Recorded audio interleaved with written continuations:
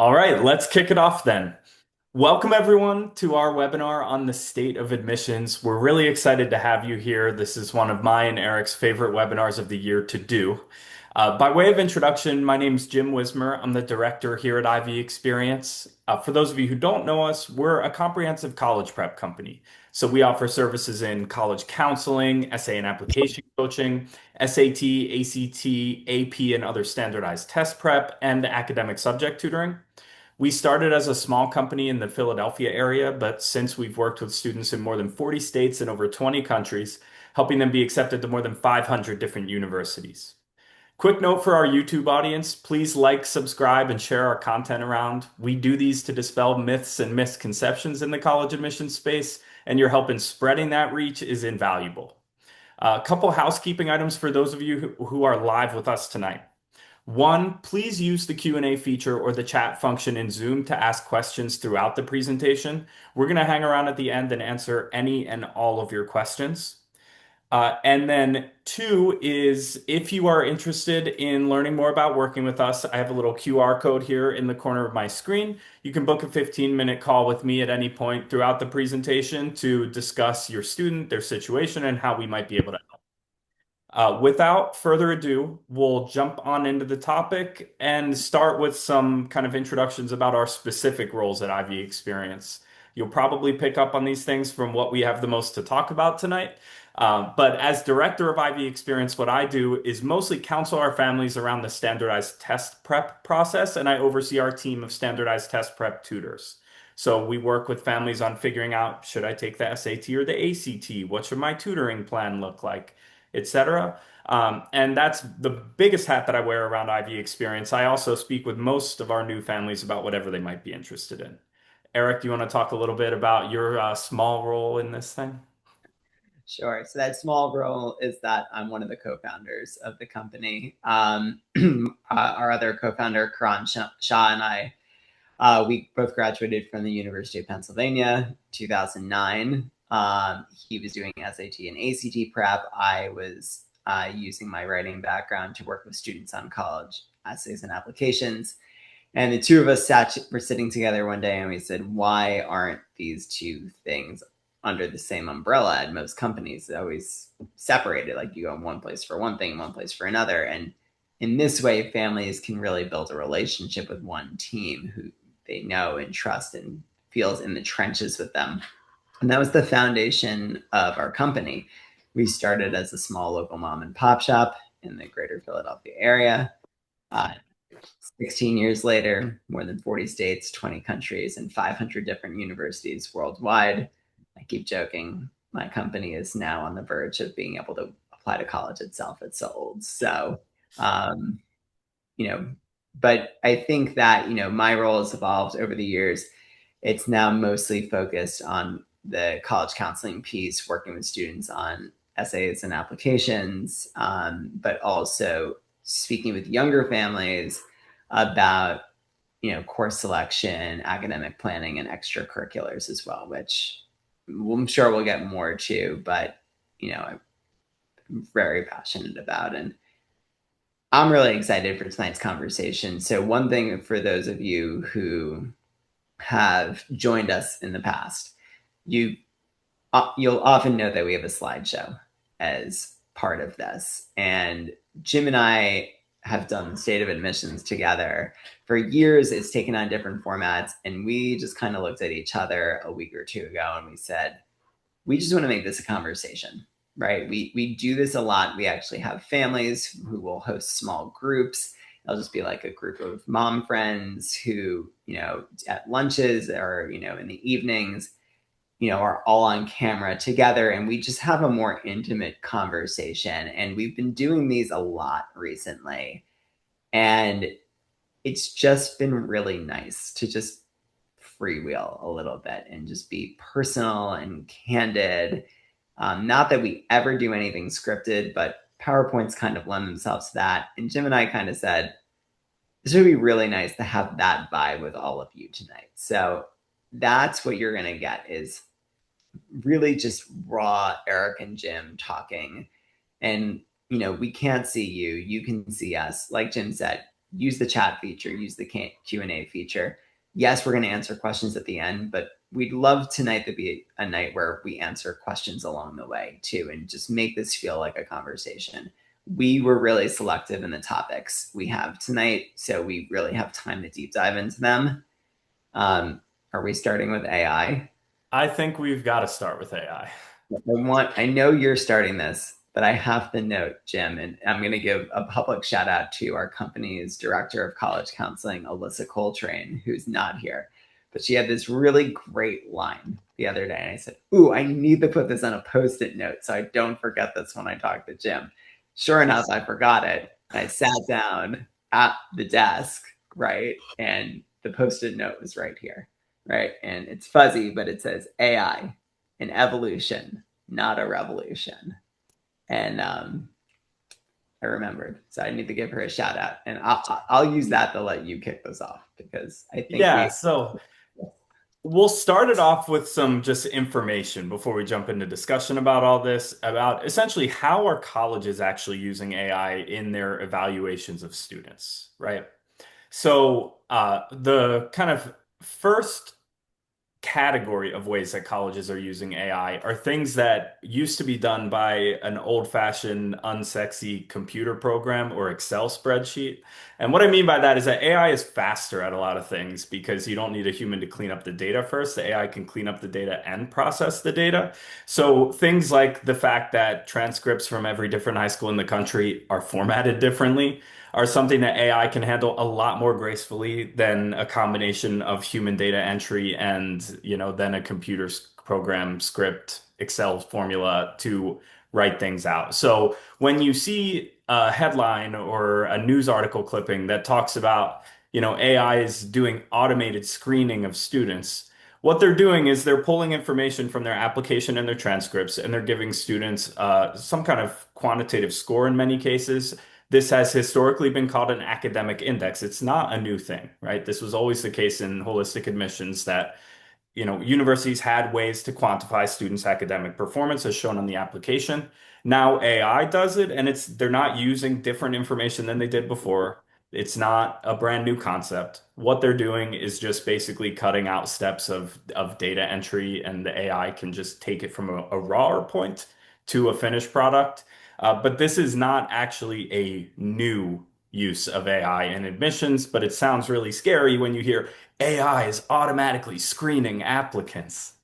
I was telling Jim I read a whole very very very long blog post about all the ways that can be used in admission, and there were so many points, and you like one was, AI can see trends in students' grades, like if the grades are trending up since freshman year.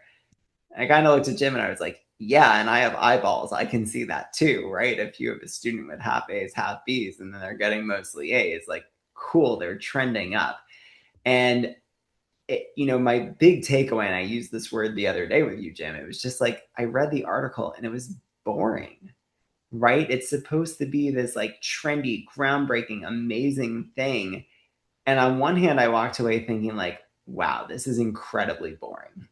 Like, this is all stuff humans have done for years. This isn't changing the admissions process at all in most ways. And we'll get to like maybe some minor ways we could see it and we have seen it. Um, Even in, but I think that, when I was reading this and thinking about it, like, oh my God, this is boring, right? I did have this moment of optimism, which, Jim knows me personally, and I'm not an AI optimist in any way, but I did just go, wow, if it's doing all this other stuff, like Jim alluded to with like the grade standardization and academic index, and if it's doing all that stuff quicker and it's saving the human time, one of the beautiful things about the American admissions process, for all its faults, is that it is a human holistic process.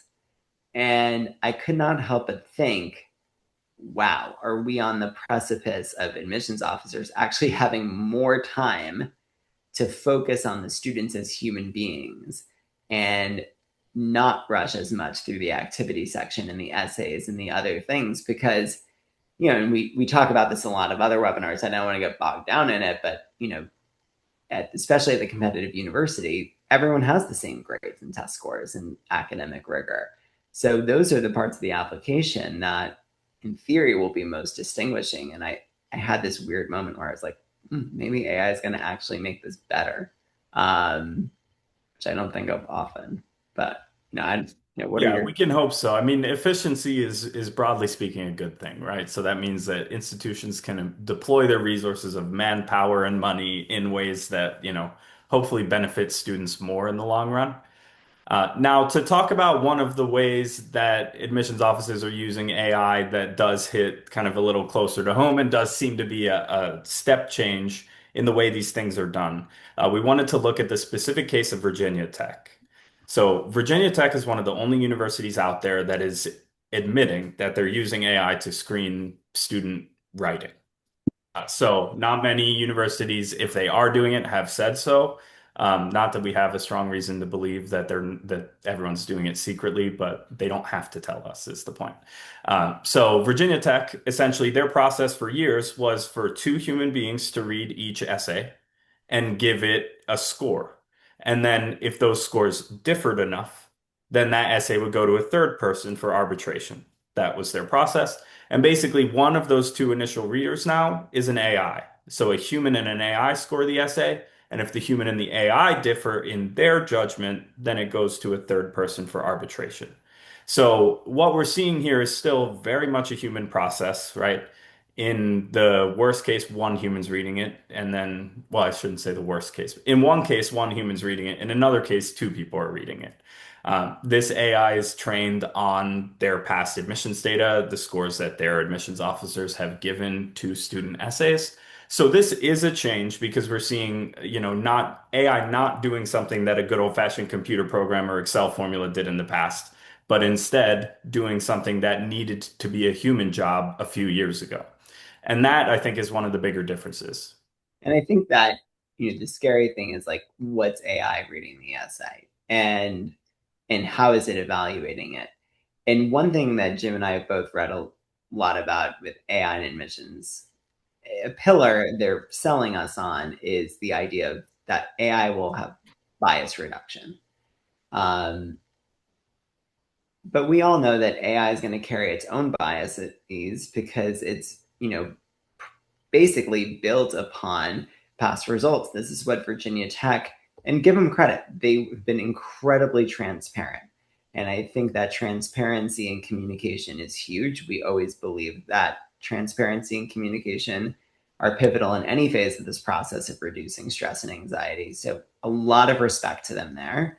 And they explained this wasn't a new knee jerk, shiny new toy thing. They have built this AI on 3 years worth of data and essays, which means that it's carrying biases from those 3 years. And look, we all think of bias as this bad or scary negative thing, but it goes every way, right? Jen's gonna laugh at me here, but I always say I love birds. I really like wildlife. I have a soft spot for critically endangered birds. Um, this may sound silly and funny, but like when I read a student's essay and it's about birds, and I get like one a year the past few years, I can't lie. I got a soft spot for them, right? That's bias, right? Like that's the human element. Now we have an AI element, which will have its own biases, probably having nothing to do with birds, by the way.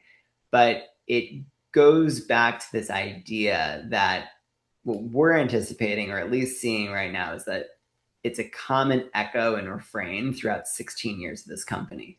The more things change, the more they stay the same. And Jim's been with us for a decade, and so not much shorter than the company's existence. And we've seen the SAT change twice, the ACT change once.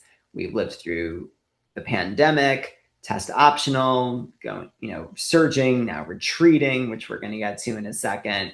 and all these changing dynamics. And yet, at the end of the day, it's the same five things in your control: academics rigor, test scores, activities, recommendation letters, and the essays and applications themselves. And really, the way the admissions process is working, we're not seeing a radical change, at least right now with AI. TBD, but that's the breaking news is that, if we just spent that much time talking about only one school, it says a lot. But it goes both ways, right? It's not just admissions offices using AI, um, it's students using AI. And we have some thoughts on this before we get to testing. I'll go first because I know you're going to end with testing and then bridge us to a conversation about test required because we're back, baby. SATs and ACTs. Um, all I will say is this, right? Students are trying to use AI to help write their essays. This is no secret. We're not going to act like students don't. Um, we've seen it. We've seen students who are ours and students who are not ours try to do this. And what I will tell you as an admissions essay expert for 16 years is AI generated essays are like a really nice party trick. You read it, and at first glance, you're like, wow, that's clean and it's cool. And then most of the time, it's vacuous. And it's like a well written or like a well polished bad first draft of an essay. Like I would take pretty much any one of those versions and tear it apart and leave 30 comments on it minimum, asking for more details and reflection and emotion and specificity and context and stories and anecdotes. Resist the urge. I think, and I'm going to say this uncritically, I think a lot of students try to do this because they're insecure about their own writing voice. And one thing that's really important to note is that admissions officers are people. People accept other people. And even the AIs that are coming out, they're programming to ensure that they're looking for humanness in the essays. They want the human voice. The best essays now and always have always been the essays that are the most personal and personally insightful. Well polished essays with elevated vocabulary words don't get you very far. So, to not just our students, but anyone listening, like, please do not use AI with essays. Don't even let it polish your essays. That God forbid you did all this human work and there's some AI tracker that comes in, like, just do it yourself. Your writing is enough. Like, your stories are enough. The goal is to tap into them. And that's what we do, which we're not talking about tonight, but our whole thing is tapping into stories and vulnerability and reflections. So resist that urge. Jim, you told me a great quote about AI and test prep earlier. Yeah. Yeah, so Sal Khan, he's the founder of Khan Academy. They've launched their Khanmigo AI chatbot, and the AI chatbot was, supposed to revolutionize the world of online tutoring. Um, they've had it out for a while now, and essentially, Sal Khan has completely done a 180 on his optimism about AI tutoring, saying essentially that what AI tutoring has become is, I mean, this is my read on it, not his. AI tutoring has become like the, Princeton Review or Kaplan book that was on the shelf of your school library or Barnes and Noble or anything like that, where it's a very valuable resource. It contains lots of good information, great practice. It's going to point you to really great resources. At the end of the day, that is only going to be taken advantage of by students with the executive functioning and the high motivation to do it themselves. And when it comes to tutoring for standardized testing, the human elements of it, which is to say the accountability coach that you get with the tutor, the coaching you get on mindset and managing your test anxiety and performing your best on the right day, custom pacing tips, not best practices for most people, but based on how you take the test. What should your pacing look like? These things, AI just can't do it yet. There was a recently, publicized partnership between Google Gemini and the Princeton Review. So essentially, Gemini is creating practice tests from Princeton Review materials. Well, they put out a practice SAT math section that included problems with logarithms on it. Logarithms have never been tested on the SAT, or at least not in the, over a decade that I've been doing this.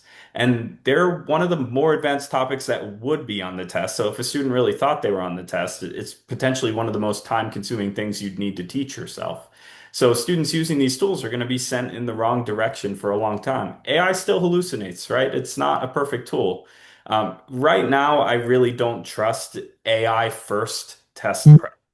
Now, there are ways that we as a company use AI in our internal processes and production of resources for students and things like that.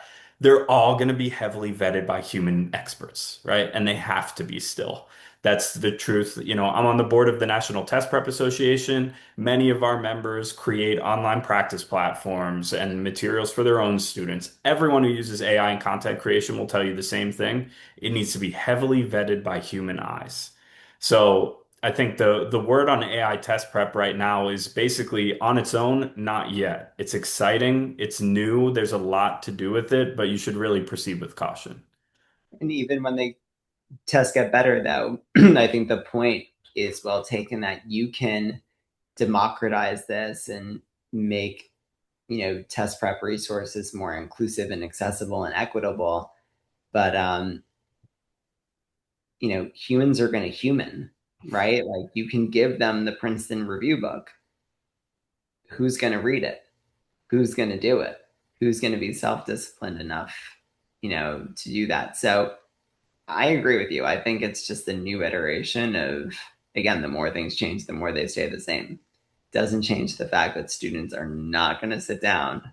This isn't going to make it any more exciting to sit down and do a practice test and study for the test, right? And It's it's just not going to make it any more urgent than your math test tomorrow. That's what the problem we always see with students self-prepping for the SAT is. Well, the SAT is in a month. My math test is tomorrow. What do you think gets procrastinated, right? And it gets procrastinated all the way up to the test date. so the AI is the thing that we're getting an enormous amount of questions about. And it makes for great intellectual conversation, one that we just had. But when we're really talking strategy, which I think is what a lot of people are here for tonight to understand, like how to get in and what to do. Let's talk about some topics related to that. And the one that's just foremost in everyone's mind, testing's back. And Jim, this is your wheelhouse. So I'm just going to cede the floor to you for a bit. Yeah, so just a quick temperature check because I'm getting all kinds of things from people who call into our office at this time of year. Currently, a broad way to think about it is that about 80% of colleges are still test optional.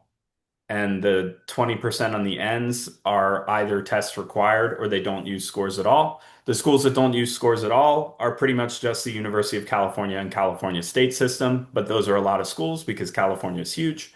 And then the schools that require scores tend to be some of the most selective schools in the country, like 7 out of the 8 Ivies, MIT, Georgetown, Caltech, Stanford, that kind of school, and large state schools, especially in the South, like Alabama, Auburn, and LSU just announced earlier this month, or maybe that was the end of March.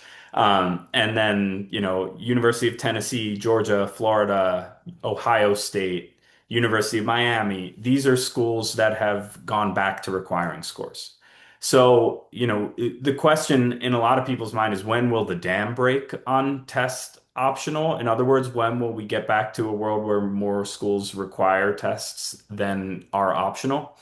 And for me to see the writing on the wall there, I would need to see more schools that aren't state schools and highly selective schools go back to requiring scores because that quote about those two categories being the most likely to require scores has been true ever since like two of the very first to go back to requiring were University of Tennessee and Georgetown, one from each category, right? So there are still plenty of test optional schools out there, but those test optional schools have really changed their tenor on the way they talk about test scores in the media, in their own kind of marketing and traveling around to students, where they're being a lot more honest that a strong test score is going to make your application stronger. A lot of the language when test optional first came out was sort of designed to make students not feel bad that the pandemic stopped them from being able to take the test. So it's like you will not be harmed if your application doesn't include a test score. That kind of language isn't really floating around anymore because it's no longer about students who didn't have an opportunity. It's about a choice that you make. Are you going to take the test and submit it or not? And the strongest applications are going to contain test scores because test scores have the highest correlation between, or with rather, a student's college freshman GPA. So, in other words, your freshman year GPA in college is most closely correlated with your SAT or ACT score, more so even than it is correlated with your high school GPA. So, what that means is that the best way for colleges to know who will show up on campus and do well is to look at standardized test scores. Go ahead, Eric. No, I want to just note here, you and I had a really interesting chat the other day. I was sharing with you a couple students this year who I had personally worked with on essays, and their test scores were lower. And they were still, in spite of that, having impressive success at schools that were test required. And I said, Jim, like, first of all, respect to these students, they went for it, and we don't manage student expectations here. We encourage and support, especially if this is students' goal and dream. So proud of these students, not just for getting in, but for trying. But I said, Jim, you got to help me make sense of this a little bit, right? And you had this really fascinating insight to that point exactly of the data that these schools have of a kid with a lower test score, right? And this is a good question, right? What would you consider a lower score? We would consider a lower score maybe around or lower than the 25th percentile that's posted. Usually there's a median 25th to 75th percentile range. So we're saying lower relative to any school. Um, and the schools have data on students who submit those scores versus the ones that from the past few years who were test optional. And I really want you to speak about that because I never would have considered it. It was pretty profound. Yeah, so I mentioned that standardized test scores have the highest correlation with your freshman year GPA. The thing is that colleges don't have their hands tied their back where they can only use one thing to correlate. In other words, because that was said very poorly, um, colleges use complicated algorithms to predict who's going to be successful on campus. And while if you could only use one data point, the standardized test score would be the data point you choose. Colleges use multiple data points, and that's going to include all kinds of information about you. It'll include your grades with your test scores. It'll include your demographic information, what other students at your high school have done at that university. A lot of things that are outside of your control, but a lot of things that are inside your control as well. And when we saw, looking back specifically at two cases where we had a student admitted to University of Florida in state with a 25. Now, she had great grades, was a very hardworking student, put together an awesome application. So everything else, the box was checked. And then we had a student actually admitted to Ohio State with a 17, which is essentially, far below the median range for Ohio State. So when we look at these cases, the commonalities are these students had nearly spotless grades because the academic profile that is revealed when the test score is not, needs to be as strong as possible. When the test score is revealed to not be quite as strong, it's all the more important that those grades are as strong as they can possibly be. But because of these predictive algorithms, colleges are back testing them against the students they've actually let in already. And they have more data on students with low scores than ever in the past because many colleges, when they admitted students test optional, they said, that's great, you're in, everything's confirmed. Now you need to send us your test score. And they did that for data tracking purposes to train their predictive algorithms and sometimes for course placement for students as well.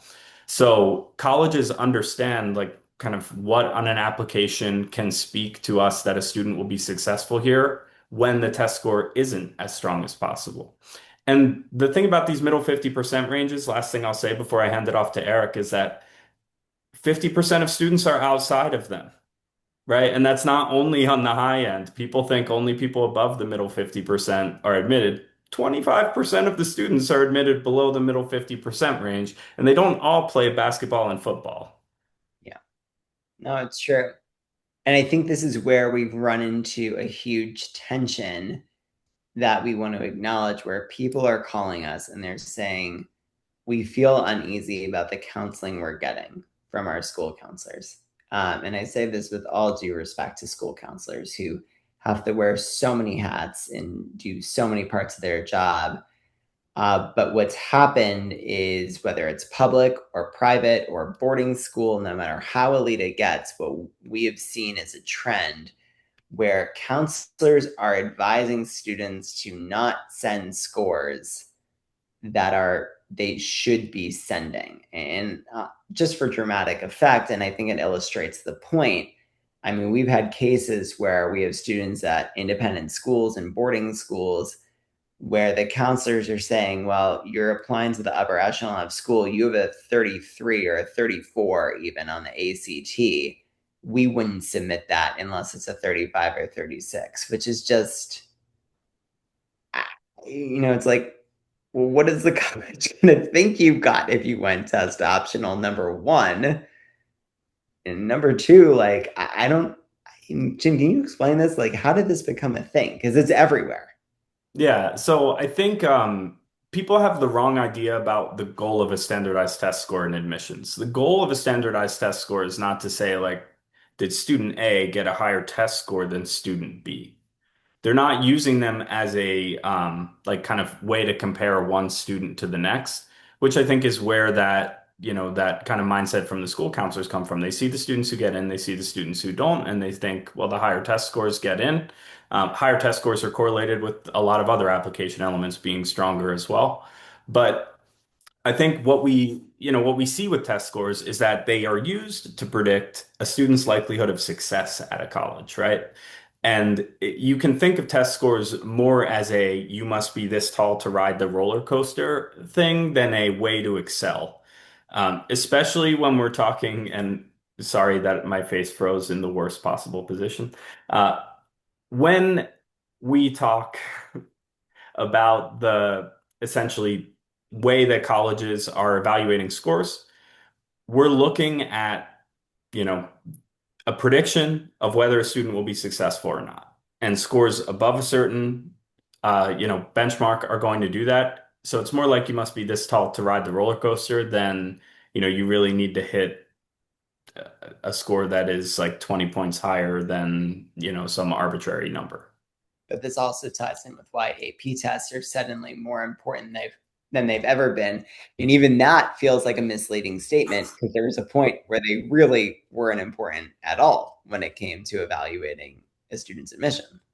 Yeah, so Harvard's Dean of Admissions is on the record back in like 2009 saying that the highest correlation actually with freshman GPA at Harvard is not SAT or ACT, it's not GPA, it's AP scores specifically. And more colleges are coming around to the fact that AP scores are very useful in admissions. This is especially true if you're a student who's applying without an SAT or ACT score. But with GPAs less trustworthy than they have been, uh, essentially being able to prove it on some kind of third-party validated exam that is going to be standardized across the country becomes more important.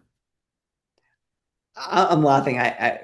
You and I have talked about this, and I still can't. I can't believe I've never thought about this before.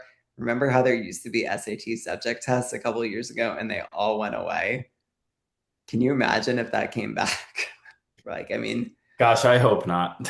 Um, yeah, hopefully they just stick the APs, but it's an amazing lashback to like a trend that had gone on for years, right? Like, we were moving away from this, and all of a sudden now the pendulum has a way of swinging back harder, doesn't it? Yeah, that's right. One of our colleagues, Jordan Holmes, he was a Penn admissions officer at one point before he worked for us. And I asked him once, how did Penn use AP scores in admissions? And do you know what years he was there, Eric? In the admissions office, it would have been probably like between 2011, 2016, that range. So in the first half of the 2010s, Jordan said he never once looked at a student's AP scores as part of an admissions decision. And why? It wasn't because he was shirking his responsibilities. He was trained not to, because that was not a factor that they used in their decisions at all. That is most likely not the case at Penn anymore. We know for sure that it's not the case at schools like Emory and Harvard and NYU and Yale, who have become outspoken in their preference for having those scores. Yeah. We, One other trend, last thing to note on AP is Caltech and Stanford have become the two first schools in the country to require submission of AP scores. Now, they don't require you to have taken AP exams. So if you never took an AP exam, your school doesn't offer them, you just didn't enroll in the class, you don't have to submit AP scores. You don't have to have them. But if you took an AP exam, you must submit that score to Caltech or Stanford. So this is a real change in admissions policy, and we'll see how that plays out if other schools follow suit or if they adjust that policy in any way. we do see the question about test optional schools. We'll come back to it in the Q&A. I want to jump now to another big trend that feels like a huge headline in the state of admissions, which is decision timelines. We gave a bit of a sneak preview of this, I think, in the State of Early Admissions webinar we did 2 months ago. And by the way, for anyone who didn't view that, that's on our YouTube page. Highly recommend it. That one is chock full of data, is the best way of putting it. But one thing we spoke a lot about was the case of University of Michigan. And we don't want to repeat that here. But what we want to emphasize to the audience tonight is that we're seeing a shift in admissions deadlines.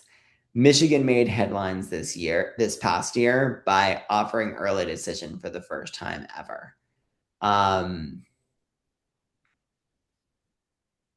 Now we're already seeing an interesting trend, even this past week. Like, this webinar could get dated within a matter of days, weeks, or months, depending on how many schools follow suit. But for this coming admission cycle, already highly competitive colleges like the University of Southern California, another place Jordan Holmes, our essay lead, worked at one point. They're doing early decision next year, not just for the business school, Marshall, anymore, but for the whole university. Washington University in St. Louis is going to offer early action. They already offered early decision 1 and 2. Now they're going to be offering a non-binding early action.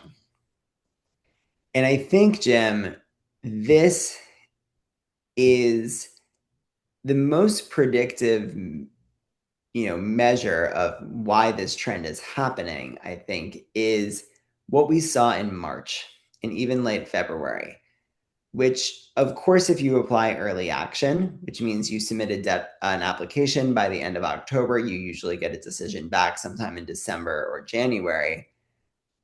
We know those decisions are coming back early. But what we saw this past admission cycle was a lot more colleges where students applied regular decision, and the colleges were releasing regular decisions not at the end of March or even middle of March as they used to, but there was a fair amount of them at the late February and early March. And I think what we're seeing now is this enormous trend and pressure that students have and feel that they need to commit early. It used to just be, I need to do early decision because I think that gives me the best strategic odds at getting in.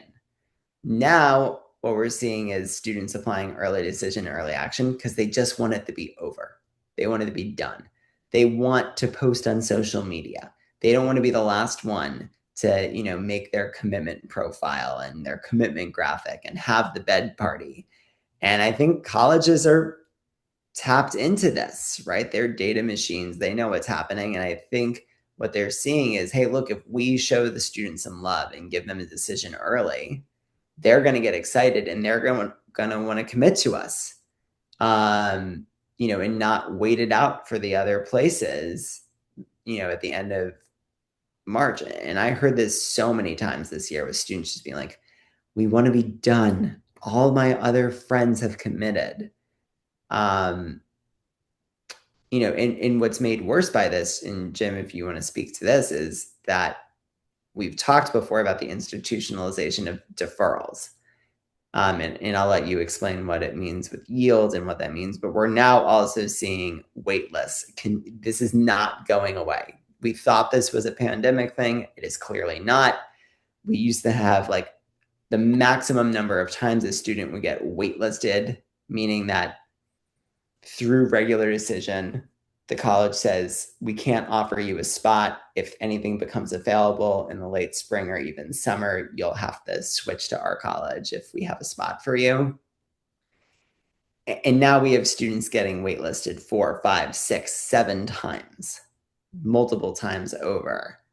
Um, and yield is a big thing. So, I mean, Jim, you're more the data nerd than me. So if you want to illuminate that. Sure. So when Eric says yield, what he means is that colleges by necessity need to admit more students than they can actually take onto campus. And they try to predict what percentage of students that they will admit will actually put down a deposit and show up on campus as freshmen. And having a higher yield rate, which is to say a higher percentage of the students you admit attending your school, is one of the factors in the US News and World Report rankings, which some schools care a lot about, other schools don't care so much about. But having accurate yield predictions is critically important to any college because they need to make financial decisions based on the number of students that are going to show up. How many dorm rooms do we need, right? How do we staff the cafeteria? Staffing for classes and, do we have enough professors in this or that major? These are all bottom line dollar cent decisions that are really important to universities. So this is why yield is such a tricky thing. The trend we saw start with the pandemic is that students are applying to way more universities per student. Basically, students are putting out more applications. And what that means is that yield gets harder to predict because you can still only attend one college, whether you apply to 3 schools or 10 schools or 15 or 25 plus schools. So what it's done is it's made it harder for colleges to determine, their percentage yield. Now, colleges are data machines. You might have picked that up from the way that we've talked about a lot of this AI stuff so far. And I would bet one of the ways that they're using AI is to evaluate something called demonstrated interest, which is to say behaviors that students exhibit that indicate to a college the student's genuine interest in attending that university. And this can vary from, clicking open on a newsletter and following links in the college's newsletter, being subscribed to it in the first place, social media likes of the college, website visits to the college, in-person visits to the college. They can track all of this. So some colleges track demonstrated interest and use it as a prediction, and others don't. I don't want to get bogged down too much into demonstrated interest as a concept because we could probably have a whole separate webinar on it. But it is one of the things that colleges are trying to predict using data. And so we're seeing this situation where more students are being deferred to regular decision and more students are being put on the wait list because if you're not sure how many students are actually going to put down a deposit by May 1st, one of the safest things you can do is just, well, keep a bunch of backup plans, right? And that's what a wait list is. It's the college's backup plans if they don't get enough butts in seats come August. So this really stinks for students because what it's done is colleges say, well, we're not great at our predictive modeling right now. And so instead, we're just going to foist that off onto the mental health of 17 and 18-year-olds, which is really unfair of them to do. And we've seen the effect it's had on students, but it's very common for students applying early to be deferred to regular decision and very common for students to be waitlisted regular decision. When I started in this business about 10 years ago, it was pretty rare for a student to get in somewhere off the wait list. It was the exception and not the rule. If someone was waitlisted, you had the condolences conversation with them essentially. Now, if a student's waitlisted, we're seeing them be admitted off those waitlists in record numbers relative to previous years. And that's been one of the big changes of the past 5, 6 years. Yeah. Now, where these students applying is also one of the big headlines for the state of admissions for this year. And we got to lead with Vanderbilt for this conversation, right? Vanderbilt, not every university, to be very clear, releases and publishes and is transparent about their admission statistic. Vanderbilt is. It is almost 4%, right? It's right there. Put that in context, Eric. How does that compare to the entire Ivy League? Yeah. Um, 4 out of the 8 Ivy League schools did release their admission statistics. Vanderbilt has a lower acceptance rate now than all of them. And Duke is right in the middle of those 4 Ivies, which means it's more competitive than 2. And it's below a 5% acceptance rate. We talk a lot internally and externally about this idea that, when you all and people ask us about the state of admissions, what they're listening for is macro trends. But most of the time, there's micro trends, right? It's a school by school basis, right? The stories are school by school. But Vanderbilt and Duke here represent a rare macro trend in the state of admissions, which is this. Students have figured out that they can go to a really elite academic institution and have a beautiful campus and have warm weather and have Division I sports teams and have a great, life on campus and off campus. Vanderbilt and Duke are representative of what we're seeing. There's been a lot of chatter about this rush to big state schools. I saw a headline this morning that like the University of Florida is now considered like essentially like Ivy League school, like a public Ivy, right? And it's just one of the hardest to get into schools in the country right now, alongside Michigan, alongside University of Texas, Austin. And for years, I think people associated that with, oh, there's University of Virginia, UNC Chapel Hill, University of California, LA, and Berkeley. But these are the hottest schools in the country, especially in warm weather. And, we thought, again, this was maybe a response to the lockdown years and a lot of students in the Northeast wanting to be outside and,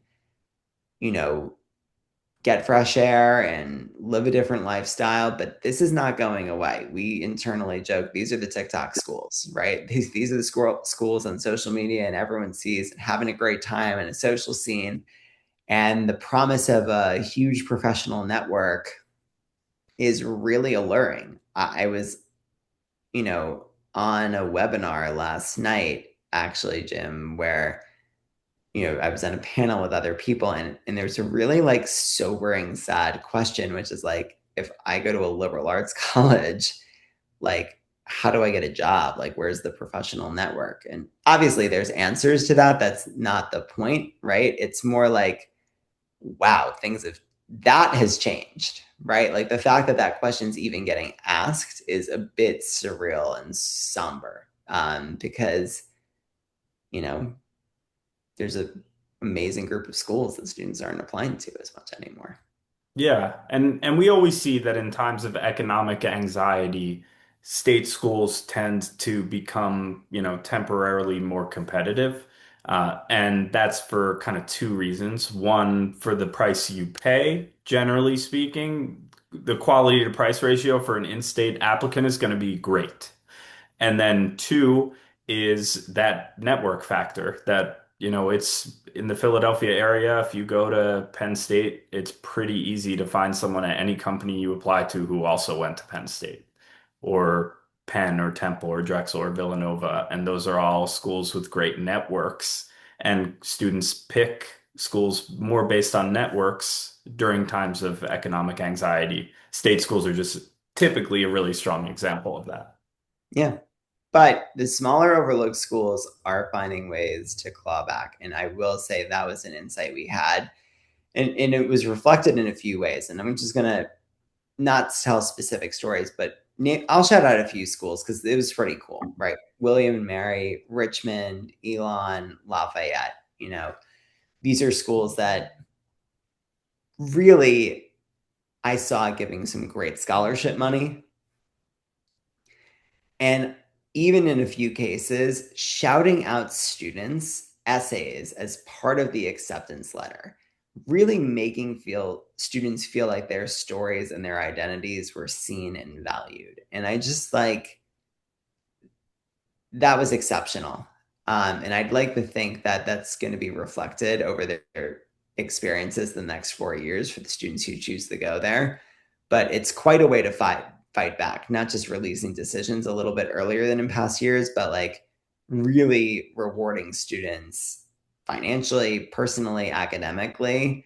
And it really begs the question, or really calls to families to action to say, look, you may be calling us, and what we get a lot of times is, we want Division 1 sports.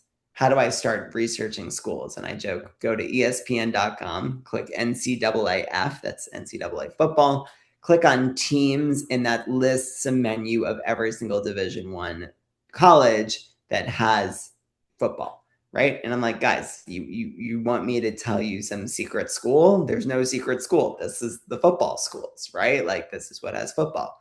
By the way, Division 1 basketball, they play more home games, neither here nor there. I could go off on a side rant about that, but um, I would urge families to, maybe at least look at some of these other places, because you could get prestige, value, personalized attention, money.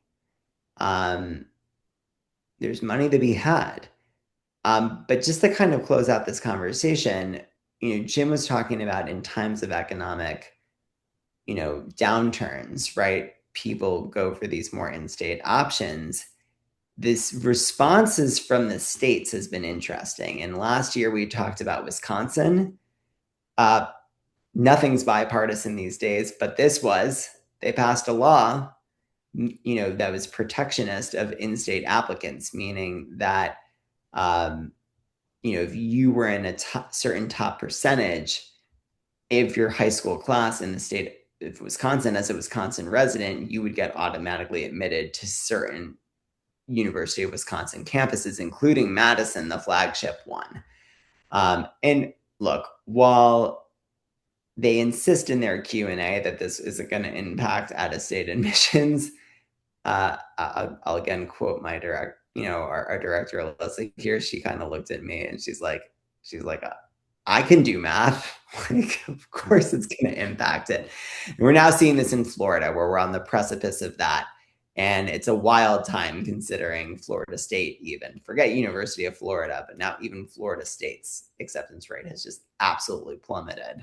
And University of Central Florida in Orlando, University of South Florida in Tampa, St. Pete,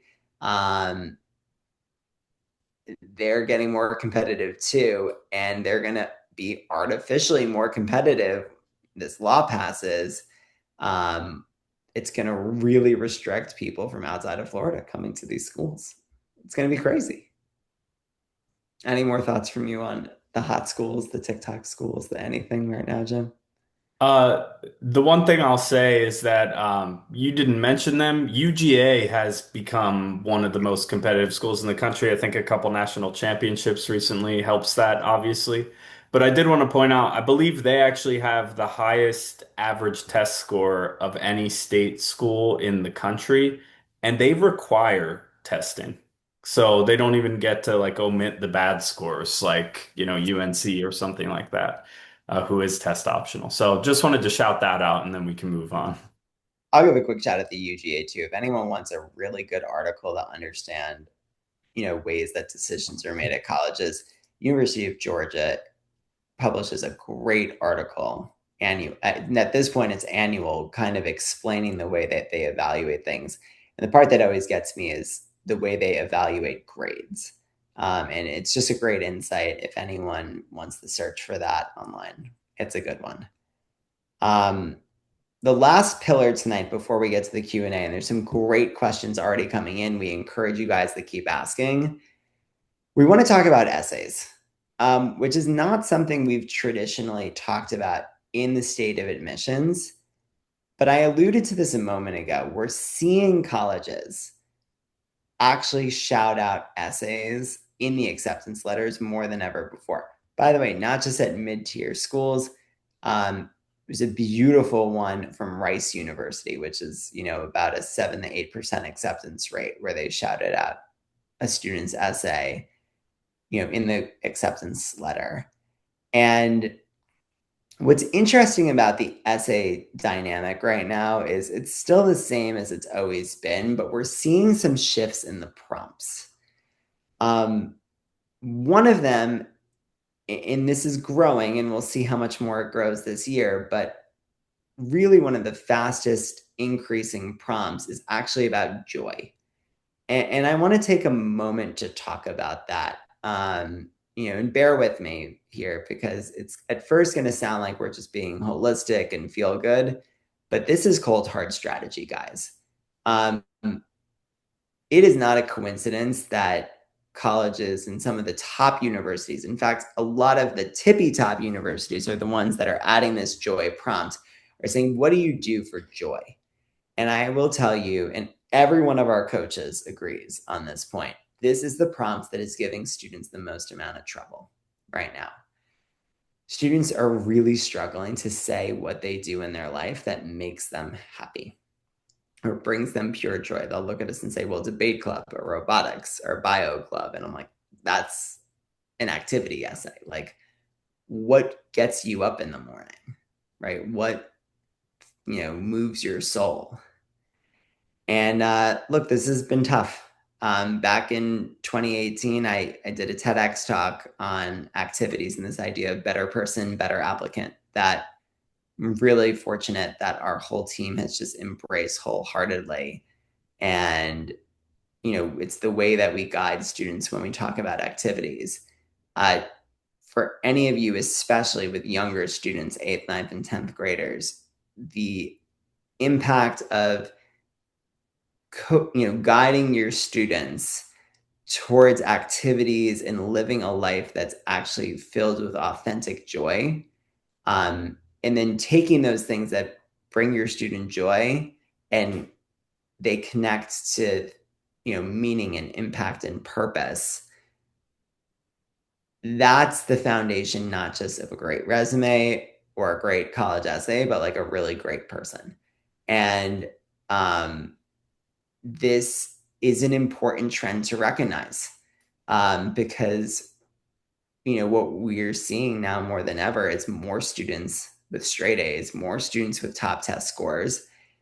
And you go, well, what's going to distinguish you? And the essays and activities are more important than ever. But even within that, it's like everyone has leadership. Everyone's starting clubs, leading clubs, doing research, having jobs, doing service.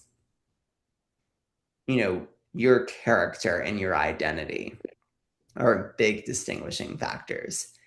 So that we have that. We also, in Jim, I want you to kind of tee me off here with, the affirmative action decision and how this has shaped things a little bit, but we have a lot more prompts about lived experiences. Can you explain what that means and why this is significant? Sure. So in 20, I believe 19, the Supreme Court essentially ruled against affirmative action in college admissions and said it is no longer legal for race to be considered as a factor in college admissions. That racial quotas, I think specifically, were outlawed. And what happened at that point is that colleges moved to essentially these lived experience essays so that they could consider, well, how does a student's unique background affect their personal development? That is something we can consider as a factor in admissions. And what happened in practice is that the racial compositions of colleges didn't really change. So, in other words, they found these essays as a way around the Supreme Court ruling. There was an executive order more recently than that that expressly forbade the use of a lived experience essay as a proxy for race, meaning that, they can't obviously outlaw an essay topic. It's not illegal to ask students about their lived experience, but it is expressly by this executive order forbidden to use a lived experience essay as a proxy for race in the college admissions process. And that's where we are now with colleges. What we've seen, I think, broadly is colleges moving from a model of focusing on racial diversity to more on socioeconomic diversity, which is not in any way banned, at least by current case law. So that's kind of where we've seen colleges focus their energies in that regard.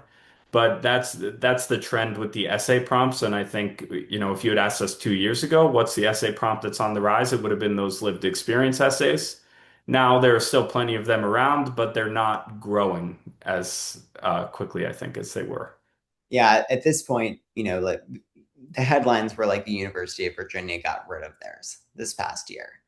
But, we just put together an essay prompt database internally, soon to be external. We're going to post it on the website for like the top 150 schools that our students apply to year to year. And yeah, nearly 50 schools had some sort of lived experience prompt still. And mind you, there were still then more than a dozen schools that had prompts about tell us about a community you belong to. Um, so we're seeing a lot of that in essays. Look, I will tell you though, with all that said, there's a lot of students who some of their lived experience essays are absolutely brilliant and have nothing to do with ethnicity or culture or religion or race or anything. It's just they come up with some amazing, insightful stuff. And I've heard a lot of grumbling from people, students, parents, even colleagues of ours, about these lived experience prompts and how hard they feel. And I will tell you, they've been a lot of fun for us. I haven't felt the same sort of stress and difficulty. And when I say I, by the way, I mean collectively our team of coaches. It's been fun. We just updated a brainstorming sheet and we had a blast. And we're excited to see all the stories that come in this year. Um, to kind of round this out, personal statements. So the main Common App essay, the one that gets sent to virtually every school, there was some data actually released by Common App on this. There's always been 7 prompts. They really haven't changed the prompts in years. And the prompts are kind of like, you know, the speed limit signs on the Autobahn in Germany. They're like friendly suggestions, right? But, for starters, the most popular prompt to illustrate that point, the most popular prompt was literally pick any topic of your choice and write an essay about it. 28% of students picked that prompt. What struck me though is that the next 2 most popular prompts, polling at 23 and 20%, one was about facing adversity and one was about personal growth. Tell us about like a moment or an event that led to a period of growth for you. Which, by the way, I love that prompt. The facing adversity one, I don't love as much, but if you kind of zoom out, that means that 43% of students think that the main essay needs to be about some profound growth moment, right? Like, I was struggling, then I got better. There was a challenge, I overcame that. And there's that old expression, Jim, right? Like, whatever is popular is not always right, and whatever is right is not always popular. And we're seeing students flock to those prompts. I will say, not those top 3 prompts, I don't even think are the ones that most of our students do. I think the one, if anything, is tell us a piece of your background, identity, or interest or talent that's an essential to who you are. That one pulled forth at 18%. And I just want to tell everyone as kind of like a closing here before we flip at the Q&A, and Jim, if you have anything, but look, you don't need a big challenge to you don't need to have some big challenge to have an amazing essay. Um, I'll go a little emotional here for a second. One essay that's made the rounds on TikTok the past 2-3 years, I forget when it started, is this essay about the letter S. Not one of our students, by the way, to be clear. And the premise of the essay is that this was a girl who lost her mother. And, in losing her mother, parents became parent. things in her life that were once plural became singular. And the essay, is all about reclaiming the letter S. And for years, we've heard this idea that, like, oh, if something terrible happens or something amazing happens, I'll have a great college essay. And to that end, and I say this with a high degree of sensitivity, there are hundreds, if not thousands, of students every year who are applying who've lost a parent, both parents, a sibling. Why doesn't every single one of their essays go viral? Why did this girl's essay go viral? And to me, I would say it goes right to the root of what I always say are the best college essays. The best college essays are the ones that change how I see the world. There's going to be 100 other essays about grief and losing someone. Most of them will be narratives. Here's what happened. Here's how I got through it. This is a challenge. This was adversity. This is my growth. And this girl challenged us to see the world through her eyes. So when I think back to some of the most memorable essays, like a girl who wrote about how microwaving her waffles changed her perception of how she uses her time, or what it was like for a student whose parents didn't buy professional art and they only hung up art from her and her sibling, and what it was like living in your own gallery. Some more recent ones, you know, um, how to pack a beach bag, um, obsessions, right? Like an obsession with trains, being a master storyteller. There's no challenges there. There's no adversity. It's celebrations of a student's life. It's showcasing their character and their values and their identity. And, look what every single one of those essays I has in common that I just referenced is their students got into some of the most highly rejected universities in the country. So, I would really, it's a call to action here. Like, again, character and identity and who you are matters more than ever in admissions. And, look, we very much hope we get to be part of your family's conversations and be in the trenches with you and help guide you in that. But, for every family, these are important conversations to be had. I don't know, Jim, you got any more thoughts? I know the essays are, you know, my baby and passion. And Yeah, the last thing I'll add about essays, like from the outside looking in, because it's not my day-to-day work like it is for Eric. One of the cool things we saw this year is more students than ever get a personalized message from their university with their acceptance, saying like basically referencing a detail from their personal statement. And I just thought that was so cool because that's the university telling the student, like, we actually see you and we accepted you as a person, to bring it back to Eric's point about holistic admissions and with all of its flaws, the beauty of that. It was really nice to see these students who worked so hard on this process and so hard in kind of trying to translate themselves to the page actually get paid back like that, not only with the acceptance, but the acknowledgement. we have a annual company book club, and we just finished a book called Gatekeepers. And we get this all the time, right? Like when we perform the live audiences, oh wow, that's a little too close to your computer still. Um, It's just but a messy desk, that's all. But we ask families and parents and students, we're like, what's an admissions officer? And that's the word we most often get is they're gatekeepers. As if they're trying to keep you out. And we're like, no, like admissions officers are people. People are trying to accept other people. And, more recently I've started saying admissions officers are like recruiters. Every time they're opening an application file, they're not looking to deny you. They're looking to accept you. Give them reasons to be excited about you, right? And by the way, the things that are exciting the most are not going to be high grades and high test scores. Those are, like Jim said, you must be this high to ride Space Mountain, right? And then give me a reason to get excited beyond that. And yeah, you got to look at it from that perspective. These are human beings who are looking to get pumped and motivated and become your cheerleaders. So, should we do Q&A? Let's do it. All right, Jim, a lot of these are for you, so I'll serve as your moderator for a bit. Great. So, Jim, my college, not mine, but the person asking, is, a highly academic liberal arts college. It went test optional when I was applying in the late 90s. Are there many schools that will simply maintain a test optional approach because they feel it's the right thing to do?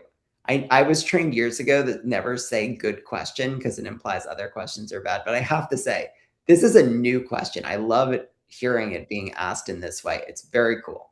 Yeah, one word answer is yes, for sure. There were colleges that were test optional before it was cool, as I like to say, and there are colleges that will remain that way because they believe it's a perfectly valid way to admit students and it fits with their institutional goals. So, yes, absolutely, that will remain the case. Jim, do you want to maybe reference the University of California's 2 year study, though? Oh, sure. Yeah, So one of the stated goals of test optional policies is to increase diversity. Test scores are seen as an obstacle for students from an underserved background, right? So the University of California commissioned a study by their faculty senate of their admissions process, specifically to see, among other things, whether the SAT was a barrier to them admitting a diverse class of students in accordance with their goals for their university system. And the Faculty Senate report came back and said, actually, the standardized test scores are a really great way to find the students from underserved backgrounds who are going to excel at the University of California. And then the University of California's Board of Regents just ignored the study and went test blind instead. not even test But option. yeah, not test optional, test blind. They stopped looking at test scores at all. They just made a political decision. On the other side of the kind of political spectrum, the University of Tennessee did the opposite. They went test optional during COVID. And then at that point, they commissioned a multi-year pilot program. Hey, we're going to be test optional for a little while, look at our data, see what happens. They scrapped it after a couple months and just went test required because of political reasons. So yeah, unfortunately, people aren't always making the most rational decisions about things. Yeah. Jim, is a 5 on the AP exam the only score that's considered a good score? One word answer is no. The kind of more nuanced answer than that is typically like broad advice, it's always going to be case by case. Broad advice, always submit your fives, usually submit your fours, and then sometimes submit your threes. If it's a two or a one, keep it to yourself. Can you explain? Because the threes, when we first started this and when I was growing up, it was always fours and fives you submit, everything lower don't. Um, but can you speak to why you would submit a three? Because Sure. I think that represents a broader conversation and mentality of when do you submit test scores in general, right? Yeah, yeah. So I think there are two pieces to it. One is when you don't submit the score, the assumption is usually that you did worse than the minimum passing score of three.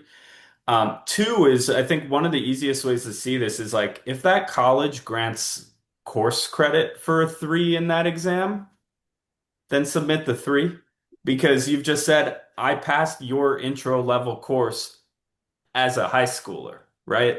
That is an impressive thing to be able to show to a university. So I think that is like the easiest way to see like, yeah, submitting this three is a good idea because they're going to give me credit for Calc 1, for this score. So I should just submit it, right?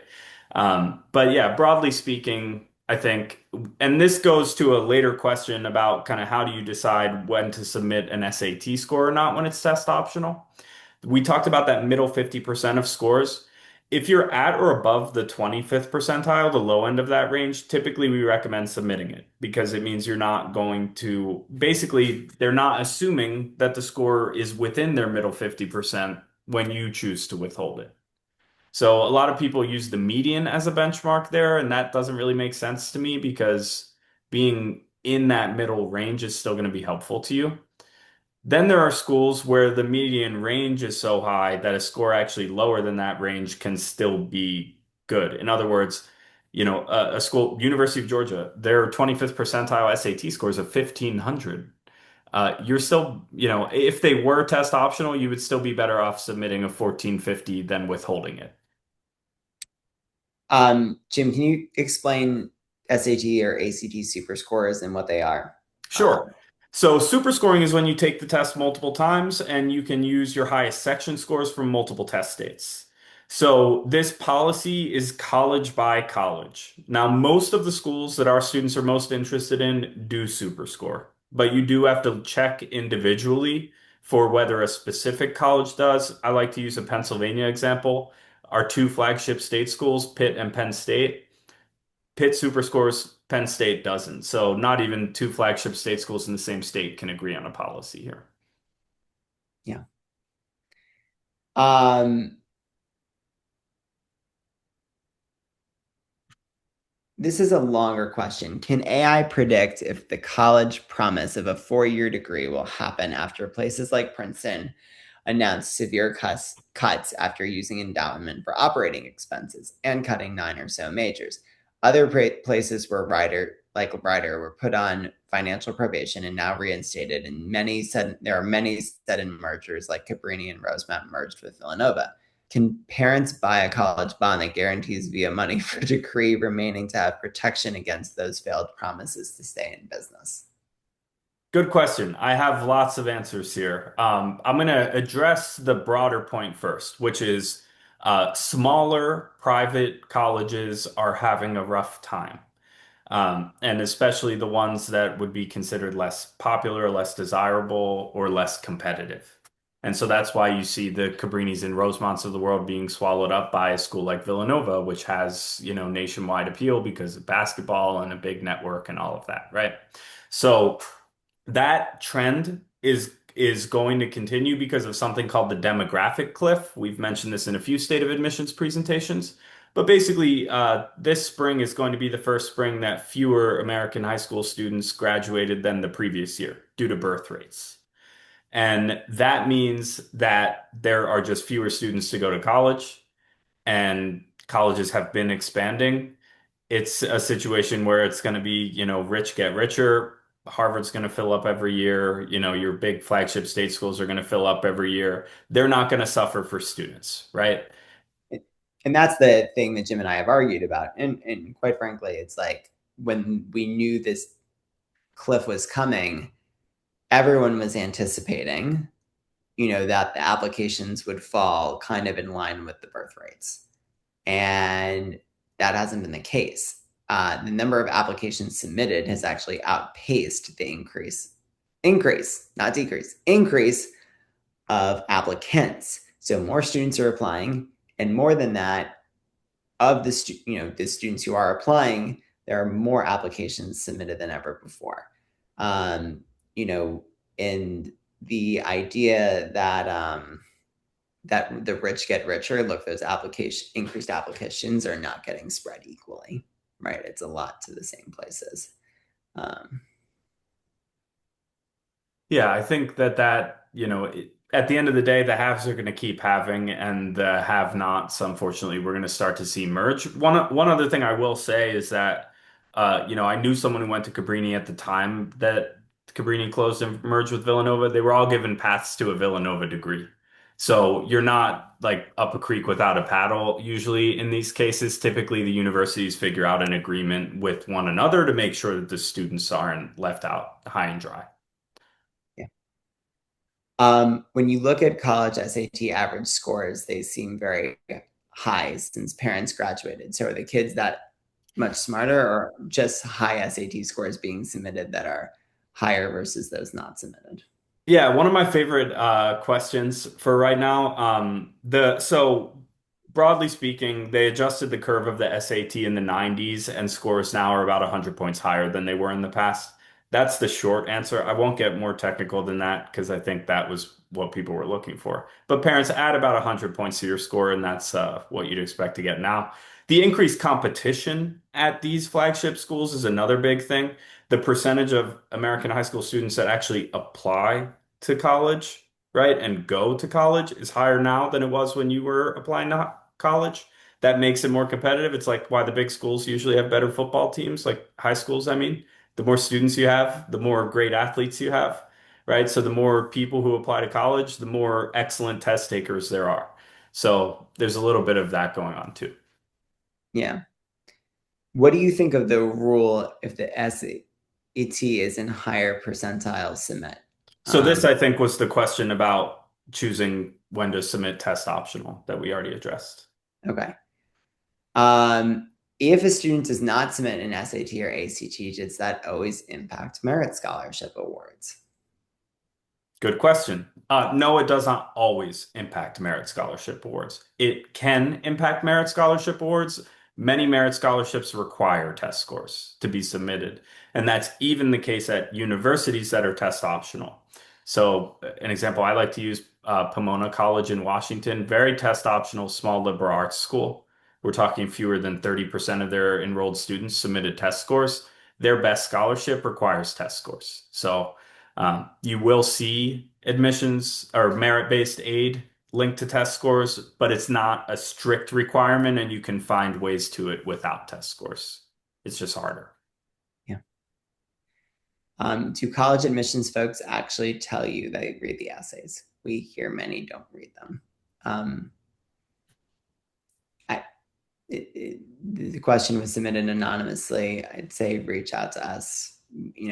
Be curious where you're hearing this. Every admissions officer we ever have known or ever have met, they read the essays. And look, what I say all the time is if if a university or college is choosing to post essays and have students answer them, it's because they want to read them, and because they want to evaluate some certain aspects of character or institutional priorities or insights into a student through a certain lens. And there are a lot of colleges that don't have supplement essays, and that's telling too, right? And that's the message is, look, they're not going to read essays that don't exist.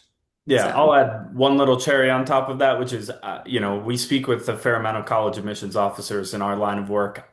I don't know any that doesn't legitimately enjoy reading the essays. yeah. Like, not only do they read them, but they will all tell you that that's one of their favorite parts of what they do. Yeah. What are our thoughts on super scoring versus the best one seated test? So if a college super scores, submit the super score. They mean it. I often get the question like, well, but they'd be able to see my bad math score from February or whatever the case may be. The truth is that they have a heads up display that is programmed to them. They all use this system called Score to display student information. They program what it shows them. So if they super score, they're only seeing the super score. It's true that your bad scores are included in your application file. They could go digging for them. They're not going to. While they do read the essays, they don't spend time looking at information that they're not specifically trained to look at. If the college's policy is we super score, they're like, great, those are the numbers that are relevant to me. They're right in front of my face. I'm going to consider them. Yeah. An early decision, doesn't that trap the student on paying a higher price because there's no leverage? And to be clear, when you apply early decision, if you are accepted, you are legally bound to attend the university. Um, this is a tricky one. You can talk to people and they will say that really the only way to get out of a legally binding early decision agreement is to prove that you can't pay, and they didn't give you enough financial or aid or merit scholarship and merit you know money to enroll and attend. So trap is a difficult word because trap means that you have to go and there's no way out if you can't financially afford it. But you do lose all leverage in probably qualifying for more merit scholarship money, right? They don't have the incentive to give it to you anymore. Um, Case in point, one school that does a lot of early decision one and two is Tulane. They'll give some merit scholarship money, a couple $1,000 here or there, sometimes to an early decision student who's bound to go. It's a nice gesture, but the really big merit scholarship money is doled out to students who apply early action, you know, most often. So there's some truth to this, and it's a piece of the equation. And unfortunately, the idea that if you are a full paying family, that can give you an advantage in admissions is a real thing. Um, Yeah, there are colleges that are need blind and colleges that are not, and that just means Colleges that are need blind, they evaluate your application without considering your family's ability to pay. Colleges that are not need blind can actually consider your family's finances as part of the admissions decision. And that'll be more common at smaller private schools because they're more dependent on tuition money to operate. Less common at large state schools, which are, they get public funding because they're supposed to provide a public service, at least to the residents of that state who can gain admission, and less common at really well endowed schools that, they could operate for decades without tuition. I want to preface the next question that normally I know we just talked about money a little bit, but money is not our wheelhouse. And we have some amazing insights, including like later on in the journey, like you can actually negotiate your financial aid packages with schools. This one, Jim, I don't know if you have any insights into. Eligible college student birth rates are now coming into play. We acknowledge that. But then an interesting follow-up. Will they give more money to students to fill their freshman classes?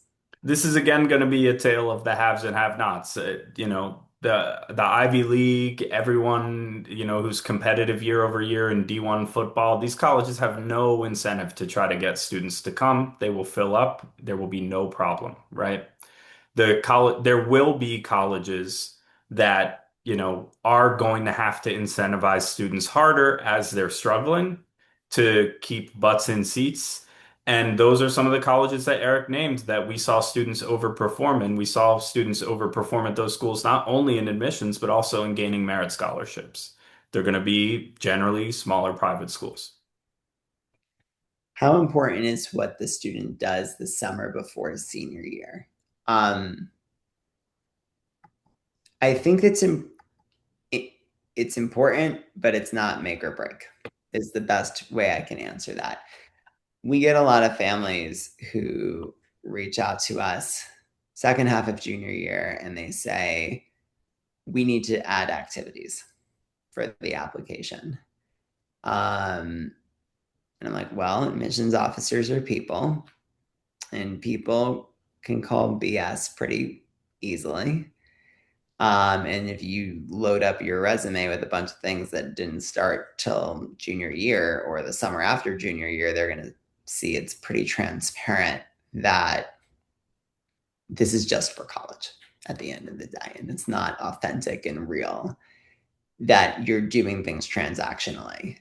I think the summer is a really great time, though. I always say jobs. Jobs are one thing that you cannot go wrong with. They show maturity, responsibility, commitment, discipline, and quite frankly, in many cases, you could not have gotten a job before a certain age or before being able to drive a car. So that doesn't look transactional for a college. It looks authentic and real. Summer programs sparingly, but again, not the pay for play ones, and they really have to like serve a purpose and allow you to grow and express an interest or develop an interest in a certain way. I think colleges just more than anything want to see that you're living a full life, that you're not just sitting at home writing essays all summer. And I think that's what they're looking for. So is anything going to be make or break? No. But doing something this summer before senior year that's authentic and real and exciting and shows you're waking up with joy every day and like drive and doing something, I think that is important. And that's why, when we work with students, a big piece of it when get to meet with students early, and we start meeting with students in the essay and application process November of junior year, and that's a great time to start because we get to have conversations about course selection, about college list building, campus visits, but also summer planning. If the top schools accept no one, they can then brag they have a zero acceptance rate and sit on the interest rates of their billion endowments. Best yield that way. We had 50,000 apply and took no one. I guess that's not a question, but that does speak to the New York Times. I think it was New York Times parody article about how Stanford had finally achieved a 0% acceptance rate and all the other colleges were jealous, which is a funny article. Can we speak to any trends in small liberal arts colleges, especially the most selective ones? Um, I don't want to sound like Jim again here, but it's a case of the rich are getting richer and the haves and have-nots. And look, Williams and Amherst and Bowdoin and Middlebury, I mean, they're still single-digit acceptance rates, but there's a lot of liberal arts colleges that used to have some prestige and shine, and they're just not seen the same way anymore. They've lost so much market share to the big rah rah D1 schools. It's why you have, look, I mean, even you have so many of these schools. It's you when you look at something like a University of Florida or a Michigan or UT Austin or a Georgia Tech or a University of Georgia or UNC, a lot of them you can't just look at the overall acceptance rate. You got to look at the out of state acceptance rate, right? UVA was single digits, Georgia Tech was single digits. And it's it's so many students going to those places now that used to apply to a different class of schools. And it's just shifting market share. It's also, seen in the fact that a lot of liberal arts colleges, which used to have the most amount of supplement essays, now have zero, and I think that's extremely telling, whether it's Kenyon, whether it's Franklin and Marshall. And again, even some of the haves have followed this trend. Middlebury, Williams, zero supplement essays. And I think that's been a factor in, for all of them, all things relative, keeping their acceptance rates at what they are. So yeah, it's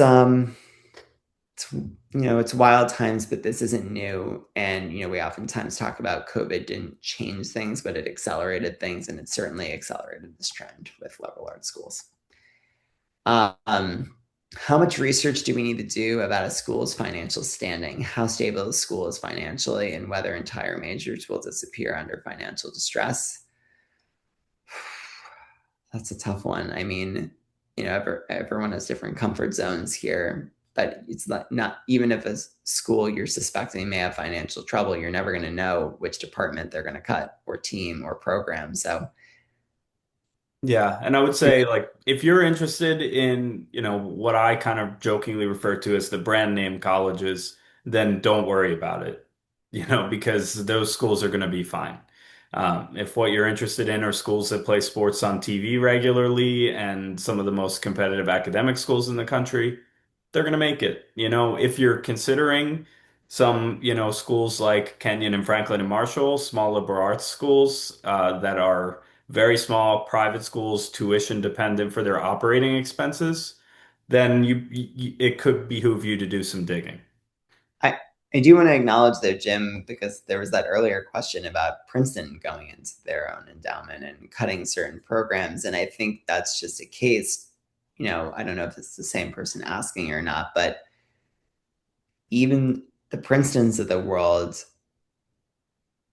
could be cutting costs, and I think it becomes a bit unpredictable. So, Jim, your point's spot on, right? But it's worth doing your research as much as possible, right? I mean, your comfort zone is everything, and college is an enormous investment, and you need to be, you need to be people buy homes with a lot of research or not a lot of research. Everyone has their comfort zones, so we encourage you to follow yours as much as possible and do as much due diligence as feels right until you say this is worth investing my money in.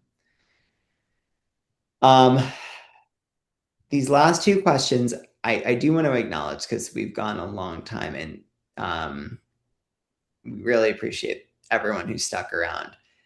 I don't want to ignore these questions. One of them is being well-rounded not a good thing? And the other one is, when should students start to prepare SATs?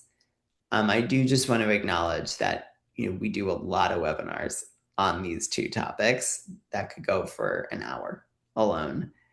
I'll give the short answer to the well-roundedness. Jim, I'll let you give the very short take on the SATs. We'll keep it to under a minute. Again, if there's other questions, we're happy to stick around. It's just these two happen to be the last ones right now, and they're just very big. So to the point of being well-rounded, is being well-rounded not a good thing? It's not a good thing. It's not a bad thing, right? There's a lot of chatter about being a pointier applicant, and I think there's value in that, and there's truth to that. I don't want to diminish that, right? A student who, again, going back to the example I've used for many years is, let's say your child wants to start a rock band, right? What's beautiful about the rock band is that it displays leadership, collaboration, initiative, creativity. If they play paid gigs around town, it's a job. If they do play charity shows, it's service. And we can build out more points. But you can hear certain pillars. So while the activities themselves, they may want to be pointier, this bigger idea of like, we still want leaders who can collaborate, who serve the community and the world, who, practice diversity, who, are hardworking and disciplined. They still want all those elements. And yes, doing 10 activities where I'm your admissions officer and I can't quite figure you out and what you're all about, I do think that hurts you these days. But you don't only have to do one thing either, or two things. Like, you can live a full life, but with intent. Yeah, I think of my friend Seth from high school, who was the quarterback of the football team and the lead in the musical. And he wasn't trying to be well-rounded. He just liked both of those things a lot, you know? Yeah, he's the Um, original Finn from Glee. Yeah, basically when it comes to SATs and when to prepare. So most students should test for the first time during junior year. When in junior year is dictated by your math level. So if you have finished with Algebra 2 and geometry or the equivalent in your integrated math curriculum by the end of 10th grade, my advice is generally to prepare summer before junior year, aim to test for the first time early junior year, retest during the fall, and plan to be done by winter break of junior year so that you don't have to worry about it during your very busy junior year spring. If you are a student who's taking Algebra 2 or geometry as a junior, you really need that math to do your best on the test. So you're not going to be able to do your best until the spring of junior year. And usually that means doing your prep starting around November, December, and aiming for one of the early spring test dates. You aim for an early spring test date with your prep because prepping during APs and final exams in that very end of the school year rush is really tough. So you'd rather be retesting then because retesting is typically less work than getting ready for the first time that you take it. So generally speaking, most students will start either summer before junior year or November, December of junior year, depending on their math level. It can make sense to start earlier if you have a lot of work to do, if you're a recruited athlete who needs to score sooner, or if you're very advanced. It can make sense to wait till later, but those are very niche situations. Well, a huge thank you to everyone who came tonight. Huge thank you to everyone who's watching this on YouTube and stuck throughout the whole thing. We appreciate you. It's really a privilege to do these state of admissions webinars every year and sharing all this information with you. We are here for you always. Give us a call, shoot us an email. We want to be in the trenches with you and your families and in your corner, and we are very accessible. So, Jim, as always, it's been a pleasure. I'll see you tomorrow at work, but I know I'll see you on this again a year from now, and I'm looking forward to discovering what topics we get to talk about next year. Can't wait. All right, So, bye everybody. everyone, have a good night.